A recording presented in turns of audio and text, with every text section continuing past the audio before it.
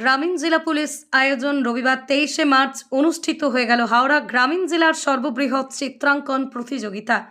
প্রতিযোগিতাটি জেলার মোট 6টি স্থানে রবিবার একসঙ্গে অনুষ্ঠিত হয় এই অঙ্কন প্রতিযোগিতা, যার মধ্যেই ছিল Uluberia college, Bagnan boys high school, পাঁচলার PN Manna high school, Shyampur high school, Amta Ram Sadoy college, Udaynarayanpur Madhabilata college.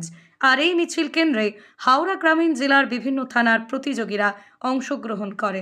আর উলুবেড়িয়া কলেজের এই অঙ্কন প্রতিযোগিতার উদ্বোধন করেন রাজ্যের জনস্বাস্থ্য কারিগরি পূর্তমন্ত্রী পুলক রায় এবং ছিলেন উলুবেড়িয়া পূর্বের বিধায়ক বিদেশ রঞ্জন বসু, ছিলেন DIG প্রেসিডেন্ট রেঞ্জ শ্রী আকাশ মঘারিয়া, ছিলেন হাওড়া গ্রামীণ জেলা পুলিশ সুপার সুবিমল পাল সহ পুলিশের অন্যান্য আধিকারিকরা।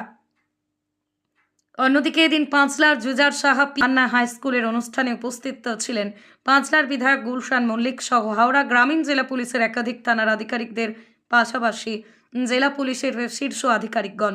অন্যদিকে এদিন আমতা রাম সদয় কলেজের অঙ্কন প্রতিযোগিতায় উপস্থিত ছিলেন উলুবেড়িয়া উত্তরের বিধায়ক ডাক্তার নির্মল মাঝি, ছিলেন DSP DEB শালিনী ঘোষ, ছিলেন আমতা থানার ভারপ্রাপ্ত আধিকারিক মফিজুল আলম, ছিলেন জয়পুর থানার ভারপ্রাপ্ত আধিকারিক সঞ্জয় পাল সহ পুলিশের একাধিক শীর্ষ কর্তা।